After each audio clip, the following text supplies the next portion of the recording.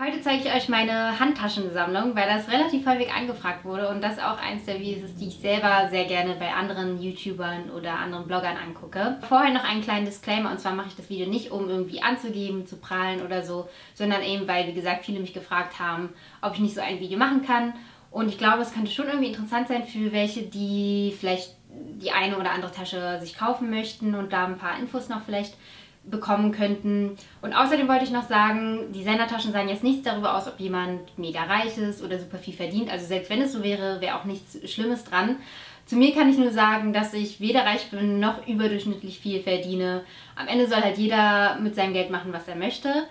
Und ja, kommen wir dann zu dem eigentlichen Thema, und zwar den Taschen. Über die letzten 4 Jahre ist das schon so eine kleine Sammlung geworden, wo ich jedes einzelne Stück mega toll finde. Ich hatte aber auch Taschen, die ich nach einer Zeit dann doch irgendwie unpraktisch fand oder fand, dass sie nicht so gut gepasst haben. Die habe ich dann weiterverkauft, weil ich sie nicht so oft benutzt habe und das wäre dann einfach zu schade drum gewesen. Aber jetzt zeige ich euch eben die Taschen, die ich momentan habe und noch immer toll finde. Ich gehe da jetzt mal chronologisch durch und die erste Tasche ist auch die einzige, die ich nicht von meinem eigenen Geld bezahlt habe, sondern die Daisy und ich gesponsert bekommen haben. Und zwar ist es die Rocky Bag von Alexander Wang. Die hier gehört quasi Daisy und mir zusammen, weil wir die vor 4 Jahren bekommen haben. Und ich fand da damals schon die Nieten einfach so mega geil. Das ist auch sozusagen ja, das Markenzeichen von dieser Tasche und die gibt es auch in so einer größeren Variante. Leicht ist sie nicht gerade, aber sie kann wirklich sehr, sehr viel verstauen und dann hat sie halt so einen längeren Gurt. Und ja, wir haben die Version mit der altgoldenen Hardware, die gibt es aber auch mit so glänzender Hardware oder auch in Roségold, was auch ganz schön ist.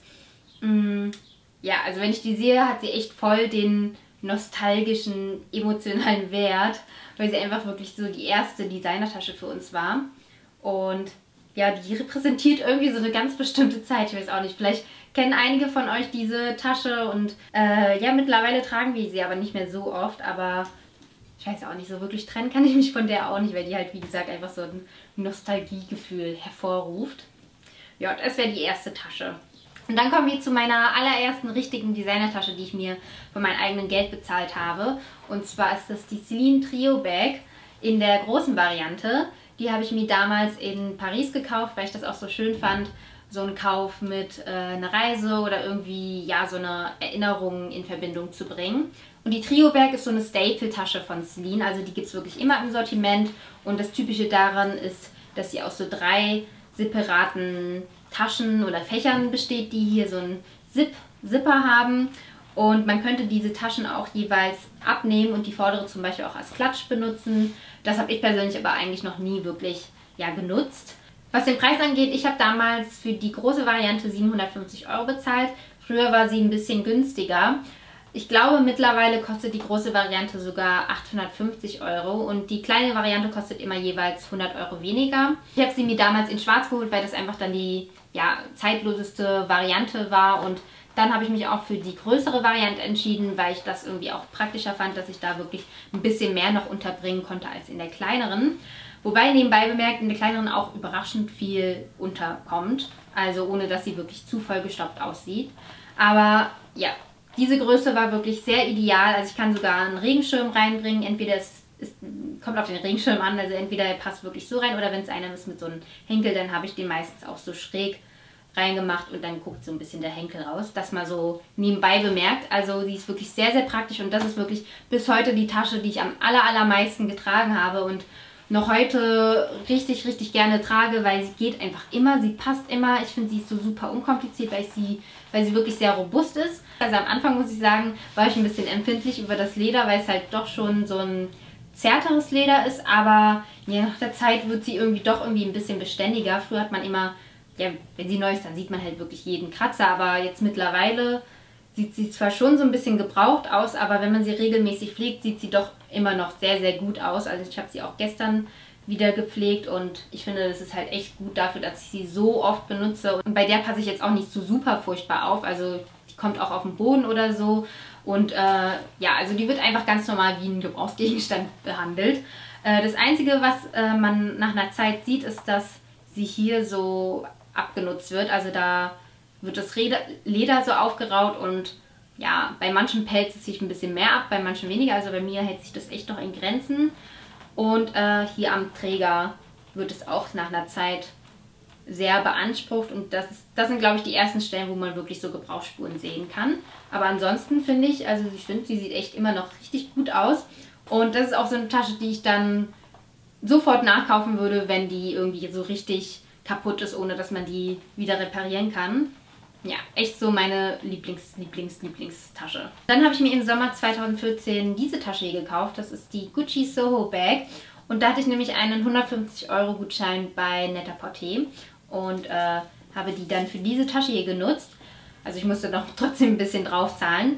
Und ich wollte schon immer eine Tasche mit so einem Umhängegurt aus so einer Kette haben. Und ich finde gerade die Kette wirklich super schön gemacht. Also sie fließt irgendwie sehr schön. Und ich finde, dadurch wirkt sie auch so super hochwertig und irgendwie hochwertiger als die von Chanel, habe ich das Gefühl. Ich finde, das ist einfach ein cooler Look. Also das gibt bei so Outfits immer voll das schöne Detail, wenn das so hier so sichtbar ist. Ich finde das einfach super cool, so eine Kette als Umhängegurt. Und bei der fand ich nochmal schön, dass sie hier so einen Kessel hat. Das hat halt irgendwie so einen coolen 70s-Vibes. Und ja, so eine kleine Tasche ist irgendwie ganz gut zum Weggehen und wenn man halt einfach sowieso nur ganz wenig dabei hat. Ich zeige euch mal, wie viel in der Tasche jetzt reinpassen würde. Aber grundsätzlich so das Nötigste, würde ich sagen. Ich habe ja einmal mein Portemonnaie. Ein größeres Portemonnaie würde jetzt nicht unbedingt reinpassen. Ich habe halt sowieso so ein, was wirklich sehr praktisch ist, kann ich jedem empfehlen. Das kommt rein.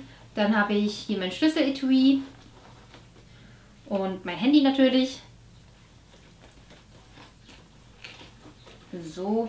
Und wenn man möchte, kann man dann auch noch eine Brille oder Sonnenbrille rein tun.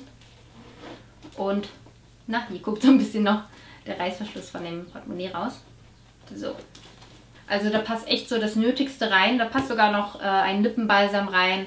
Und das finde ich echt super praktisch, wenn man, wie gesagt, nur ganz wenige Sachen dabei haben möchte oder eben einfach nicht mit so einer großen Tasche rumlaufen möchte. Gerade zum Weggehen oder ich habe sie auch gerne auf Festivals getragen, weil sie eben auch sehr, sehr robust ist. Also bei der muss ich auch irgendwie keine Sorgen haben, muss da nicht so wirklich aufpassen. Das Leder ist wirklich sehr beständig und ja, deswegen ist sie echt so ein treuer Begleiter und ich liebe eigentlich grundsätzlich mehr so kleinere Taschen, habe ich das Gefühl. Ja, das wäre jedenfalls die Gucci Soho Bag. Als nächstes habe ich die Balenciaga City Giant 12. Also ich glaube, früher war die Giant Hardware wirklich die ganz großen Nieten, aber ich glaube, die werden nicht mehr produziert, weil sich da viele beschwert haben, dass sie zu schwer waren. Und ja, diese Größe haben die Nieten dann sozusagen abgelöst. Also das ist sozusagen die aktuelle normale Hardware, wenn ich mich nicht irre. Korrigiert mich, wenn das nicht so ist. Ich habe sie jedenfalls mit silberner Hardware und zwar so glänzend. Und der Rest ist ja klassisch schwarz in diesem Vintage-Leder. Also das ist dieses ganz typische bei Balenciaga, dass das Leder, das Ziegenleder, wenn ich mich nicht irre, so einen Vintage-Effekt hat. Dass es so knittrig ist, das ist so wirklich ganz typisch bei Balenciaga. Aber es gibt auch Versionen, die dann auf so ja, ganz normalen genarbten Leder oder Glattleder bestehen. Aber ich fand das einfach cool, weil es halt wirklich so der Balenciaga City Look ist. Und das ist echt, ich würde sagen, auch eins meiner besten Käufe, weil das so eine Tasche ist, da kann man alles reinschmeißen, so richtig vollstopfen kann man die, ohne dass man Sorgen haben muss, dass die Form irgendwie, ja, dass die verformt wird, weil die ist halt wirklich, ja, formbar und super robust. Also ist echt auch meine liebste Reisetasche, weil man die auch überall hinstopfen kann, unterm Sitz und alles und die hält echt super viel aus und die hat halt hier so einen kürzeren Gurt noch. Dann kann man sich das auch bequem über die Schulter schwingen oder auch wirklich über Kreuz tragen, wenn man möchte. Oder man trägt sie einfach hier am Henkel. Dann haben alle Balenciaga-Taschen eigentlich auch noch so einen Spiegel. Den packe ich aber eigentlich, weil der baumelt halt so rum, den packe ich dann eigentlich immer hier vorne in die Tasche rein. Also wenn ich muss, kann ich hier auch meinen Laptop unterbringen, selbst auch in so einem Laptop-Sleeve noch drin. Das würde auch noch reinpassen. Ja, wie gesagt, es ist wirklich eine super unkomplizierte Tasche, deswegen trage ich sie wirklich sehr, sehr gerne. Und vom Stil passt sie eigentlich auch zu vielen Sachen. Ich finde, die kann man super cool und ja, so grungy kombinieren, aber auch zu schicken Outfits finde ich sie immer noch sehr passend. Und Fun Fact, das ist echt so die Tasche, die verbinde ich immer mit den Zeiten, kennt ihr das noch? wo man noch so nach Star-Styles gesucht hat von Mary-Kate Olsen, Sienna Miller und so weiter, weil das ist irgendwie so eine Tasche, die voll viele Celebrities irgendwie getragen haben und die man an den Leuten immer gesehen hat. Also das verbinde ich echt immer mit der Tasche. Und das finde ich auch irgendwie cool. Also die war mal so ein mega Hype-Trendteil und mittlerweile ist sie dann einfach zu einem Klassiker geworden und ja, so eine Iconic Bag einfach, die aber wirklich zwar sehr speziell aussieht, hat halt dieses Motorcycle-Style irgendwie in sich, aber doch irgendwie sehr, ja doch zeitlos, weil man sieht ja, vor 10 Jahren fand man die geil und ich finde sie heute noch immer mega cool. Ja, bin auf jeden Fall sehr zufrieden damit und die gibt es auch in wirklich sehr vielen verschiedenen Varianten, in verschiedenen Farben, Lederarten, Wildleder ist auch sehr schön bei dem Modell und auch in verschiedenen Größen. Da ist, glaube ich, für jeden was dabei. In der nächsten Tasche freue ich mich immer mega, wenn ich sie sehe. Und zwar ist es die Givenchy Obsidia Small. Das ist so eine kleine Umhängetasche.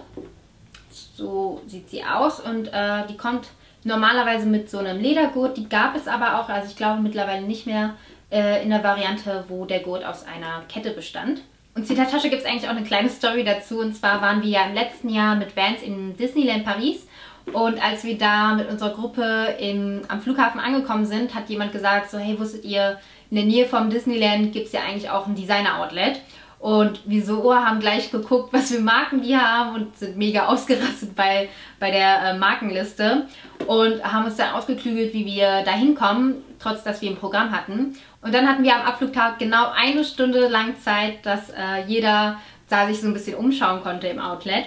Und am Ende hat wirklich jeder was gefunden und war mega happy. Und ich habe diese Tasche hier gefunden, was so ein Glücksfund war, weil ich fand schon immer die Obsidia mega cool. Also ich habe sie immer bei Ari von Primer & Lacquer gesehen. Die hat die mit so einer Kette als Gurt gehabt und ich finde einfach das Modell mega cool. Ich finde dieses Detail hier vorne super schön. Es ist sehr, ja, markant, aber es ist ein cooles Detail einfach und die Form ist super cool. Zu dem Zeitpunkt war ich auch so, ja, irgendwie eine Farbe in der knalligen Farbe wäre ganz geil, so Pop of Color, weil ich bis dahin halt nur schwarze Taschen hatte. Deswegen war es echt perfekt, dass es die in Blau gab. Ich finde auch, dass das Blau sehr leicht kombinierbar ist und das ist echt eine Farbe, von der ich bis jetzt noch überhaupt nicht genervt bin oder so. Ja, also ich bin super happy damit. Ich liebe diese Tasche. Da vielleicht auch mal kurz eine Demo, wie viel da reinpasst. Also ähnlich wie bei der Gucci Soho passt da eigentlich das Nötigste rein. Ich habe hier wieder Portemonnaie, Schlüsseletui, Handy oder auch jetzt meine Sonnenbrille. Und dann liegt das hier so drin und kommt eigentlich einfach an alles ran. Kann einfach schließen. Ja, also ne, passt eigentlich auch so das Nötigste rein, aber man muss sich schon überlegen, was man mitbringt. Also man kann jetzt nicht spontan wieder ja, sehr viele andere Sachen reinmachen. Da würde vielleicht noch ein Kompaktpuder reinpassen oder hier noch an der Seite so ein Lippenbalsam oder so, aber mehr auch nicht. Aber ich finde, ja, könnte ja auch reichen, ne? Die nächste Tasche ist eine, die ich besonders momentan super gerne trage, und zwar ist die Dionysus Bag von Gucci. Und die war ehrlich gesagt mega der Spontankauf. Also ich weiß noch, dass ich an einem Abend, wo das Lollapalooza hier in Berlin war, nach Hause kam und noch so ein bisschen rumgesurft habe und bei der Tasche irgendwie gelandet bin und mir gedacht habe, okay, komm, bestelle ich jetzt einfach mal und gucke, ob sie mir in echt auch so doll gefällt, wie sie halt online wirkte. Und das war halt wirklich dann so wie Liebe auf den ersten Blick. Also seitdem habe ich sie wirklich sehr, sehr gerne getragen. Ich finde sie immer noch wunderschön. Und auch wenn sie gerade noch sehr gehypt wird, ich sehe mich eigentlich auch in mehreren Jahren noch, wie ich diese Tasche trage, weil ich sehr genieße, die zu benutzen. Ich finde, die wertet jedes Outfit irgendwie auf. Die gibt noch so einen coolen Vibe irgendwie zu einem Look, jeweils wenn da immer irgendwas fehlt oder so. Wenn ich die Tasche dann trage, dann macht sie alles schöner. Ich glaube, es liegt auch so ein bisschen an dieser Kette hier. Ich habe ja schon vorhin gesagt, dass ich sowas total liebe. Ich finde das super cool. Und in dem Fall kann man sie auch so kurz tragen, also wie so eine Handtasche richtig, so über die Schulter oder lang über die Schulter, und ich trage sie auch sehr gerne über Kreuz. Also ich bin eine kleine Person, deswegen geht es bei mir super einfach. Ich habe auch nicht so viel Vorbau hier vorne, da geht es dann auch sehr unproblematisch. Ich glaube, bei anderen Leuten, die ein bisschen größer sind, könnte das ein bisschen unbequemer sein, aber Leute, die so gebaut sind wie ich, werden da keine Probleme haben, das auch über Kreuz zu tragen. Vom Stauraum her, Da passt eigentlich sogar mehr als das Nötigste rein. Also jeweils die Sachen, die ich euch vorhin schon gezeigt habe, die passen alle rein.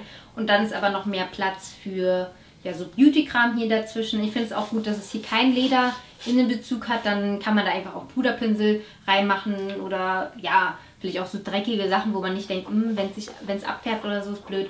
Dann ja, mach es einfach immer in die Mitte rein. In diesen großen Fächern passt wirklich sehr viel rein. Und dann hier vorne hat es auch nochmal eine Tasche. Da mache ich eigentlich meistens so Bons oder so rein, Zettel oder irgendwelche Papiersachen. Dafür ist dieser Platz eigentlich ganz gut. Ich finde, sie ist so ein bisschen schwer, aber ja, kann man aushalten. Also finde ich noch total okay. Bei der Farbe, die ich habe, muss man ein bisschen mehr aufpassen, wegen Flecken oder Verfärbungen. Man sieht bei mir hier schon so ein bisschen, dass es an der Ecke so ein bisschen dunkler ist. Und auch hier hinten. Also trotz, dass ich sie imprägniert hat, nach einer Zeit wird es trotzdem so ein bisschen dunkel. Also gerade die Stellen, weil wenn ich das hier so habe und ich habe im Winter eigentlich sehr oft so ganz dunkle Mäntel angehabt, dann reibt es halt hier immer so ein bisschen und vom Überkreuztang oder vom Schultern reibt es halt hier hinten. Das muss man bedenken, also wenn man da empfindlich ist, dann sollte man sich überlegen, ob man eine andere Farbe oder ein anderes Material nimmt.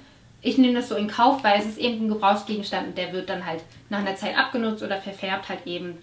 Ja, muss man halt gucken, dass man da nach einer Zeit das versucht irgendwie zu pflegen oder so oder einen Radierer benutzt, ob das dann ein bisschen schwächer wird. Und trotzdem finde ich sie einfach wunderschön und ich würde sie jedem empfehlen, der sie wirklich aufrichtig schön findet. Manche finden sie nicht so schön, aber ich liebe sie einfach. Die nächste Tasche habe ich euch, glaube ich, fast nie gezeigt, also nur in dem letzten Outfit-Video. Aber ich habe sie schon relativ lange und zwar gab es nämlich während der Glamour Shopping Week letztes Jahr, also im Oktober, 15% bei Anita Hass. Und damit habe ich mir dann diese Tasche für ein bisschen günstiger geholt. Das ist von Saint Laurent, der Paris Shopper. Und ich meine, es ist die kleinste Größe, also die gibt es nochmal größer. Aber ich fand, für meine Körpergröße war das irgendwie proportional bzw. verhältnismäßig die passendste. Und die habe ich mir hauptsächlich gekauft, damit ich damit mein Notebook transportieren kann. Also mein Notebook passt zwar auch in der Balenciaga-Tasche, aber da muss ich dann schon irgendwie ein bisschen stopfen und ist nicht so super bequem.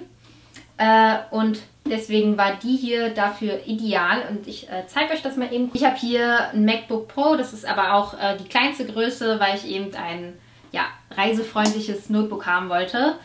Das passt jedenfalls perfekt einfach in die Tasche rein, wie man sehen kann. Und da passen dann auch noch ganz viele andere Sachen rein, ohne dass ich da irgendwie mega großartig Tetris spielen muss. Und ja, damit kann ich dann ganz einfach das Notebook transportieren. Kann es auch so um die Schulter hängen oder halt wie ein Shopper tragen in der Armbeuge oder in der Hand. Ja, das ist sozusagen dafür gedacht gewesen und ich finde, naja, ich wollte halt auch, dass die Tasche super schön aussieht, weil ich hatte auch keinen Bock irgendwie das Notebook immer in so YouTube-Beutel oder anderen Taschen mitzunehmen. Ich wollte halt, dass es auch eine coole, schöne Tasche ist, wo dann halt auch mein Notebook reinpasst. Also ich mag halt dieses ganz glatte, glänzende an dieser Tasche und dass es so steif wirkt. Und es gibt aber auch ähnliche Varianten, die nicht so teuer sind wie diese. Also zum Beispiel Manso Gabriel ist viel günstiger, aber auch es gibt ein Berliner Label, das heißt Horizon oder Horizon Studios. Die machen sehr ähnliche Taschen, aber mich hat irgendwie auch das Größenverhältnis hier sehr überzeugt, weil ich bin halt eine kleine Person und da war echt die Größe am schönsten. Also ich hatte auch eine Manso Gabriel mal aber irgendwie wirkte sie so mega riesig an mir. Ich glaube, da gab es auch eine kleinere Variante, aber die ist, glaube ich, so gut wie immer ausverkauft. Und deswegen habe ich mir dann einfach die geholt und mit dem Glamour Shopping Week Rabatt war es dann auch noch okay. Ja. Meine nächste Tasche ist die Puzzle Bag von Loewe. Das ist eine spanische Marke, aus Madrid genau gesagt, die bekannt für deren Lederwaren ist. Und das merkt man an dieser Tasche auch sehr besonders, weil das Leder wirklich super schön verarbeitet ist, also wirklich sehr geschmeidig und sich auch sehr schön verhält, wenn es geknickt wird oder so. Also wirklich sehr, sehr hochwertig. Und das ist die Puzzle Bag, die hat typischerweise diese Kanten hier. Und dadurch kann man sie auf verschiedene Art und Weisen falten, zusammenknautschen, wie auch immer, sodass man sie in 5 verschiedenen Arten tragen kann. Also als Klatsch, als Rucksack und ja auch so hier mit dem kurzen Gurt, aber auch hier mit dem langen Gurt. Da gibt es verschiedene ja, Varianten. Und die Tasche habe ich erstmal mega gestalkt. Also ich habe ganz viele Fotos im Internet rausgesucht, Fotos von Leuten, anderen Modemenschen, Bloggern, Instagrammern, wie sie die Tasche auf verschiedene Art und Weisen kombinieren. Also da ist es echt ganz praktisch mit Instagram. Allein wenn man einfach den Hashtag zu einer jeweiligen Tasche eingibt, findet man eigentlich immer viele Fotos und kann dann halt sehen, ja, wie sieht die Tasche einfach an Menschen aus, weil nur so ein Foto von der Tasche ist manchmal nicht so aussagekräftig. Und dann habe ich sie in Paris einfach mal umgehangen und habe auch echt gedacht, ja, irgendwie passt die voll gut. Also manchmal gibt es ja so Taschen, die hängt man um und irgendwie passen die nicht zu einem. Irgendwie steht die Tasche einem nicht. Das war bei der nicht der Fall. Da hat es irgendwie echt gepasst. Und als ich zu Hause war, habe ich die dann online bestellt. Also ich habe sie auf der offiziellen Loewe-Seite bestellt, weil die überall sonst ausverkauft war. Und das lief eigentlich auch alles sehr unkompliziert. Und ich habe mich bei der für die braune Variante entschieden, weil ich diesen Braunton bei der speziell wirklich sehr, sehr gelungen und getroffen finde. Das ist für mich der ideale Braunton und mir gefällt auch die silberne Hardware. Also momentan bevorzuge ich generell irgendwie silberne Hardware gegenüber goldener. Deswegen war das noch so ein Pluspunkt und ich finde schön, man kann sie halt wirklich von jeder Seite tragen. Und es ist die mittelgroße Tasche. Ich finde, sie sieht aber teilweise auch aus, als wäre es die kleine, weil man sie eben so knautschen kann. Und es fällt sozusagen nicht auf, dass sie so groß ist. Aber mit dem Vorteil, dass da halt viel, viel mehr reinpasst. Also ich könnte eine Spiegelreflex reinmachen und eine kleine Wasserflasche und halt alles mögliche sonst, was ich dabei habe. Oder auch ein Magazin kann ich hier reinpacken. Also da passt wirklich sehr, sehr viel rein und die sieht halt nicht so aus. Ja, und ich finde auch, dass sie komplett leer super schön aussieht. Oder auch von hinten, also sie sieht von jeder Seite, in jeder Lebenslage sieht sie schön aus, finde ich. Und das ist halt auch ein Grund, warum ich sie super gerne trage. Und auch zum Reisen ist sie super gut, weil da wie gesagt wirklich sehr viel reinpasst. Also ja, ist echt eine Tasche, wer die schön findet, den kann ich die auch wirklich sehr empfehlen, weil die halt dann wirklich im Gebrauch sich auch gut macht. Und wem das Design gefällt, ist dann mit der eigentlich bestimmt sehr zufrieden. Und damit sind wir auch durch mit meiner Designer Handbag Collection. Ich hoffe, das war ein interessantes und auch informatives Video für euch. Wenn da aber noch irgendwelche Fragen offen sind, dann könnt ihr mir diese auch in den Kommentaren hinterlassen, egal ob es jetzt eine bestimmte Tasche betrifft, die Größe, Preis oder irgendwelche andere Meinungen über andere Taschen, dann schreibt es da einfach unten drunter und die beantworte ich euch da dann. Und ansonsten hoffe ich, euch hat das Video gefallen und wir sehen uns das nächste Mal. Tschüss!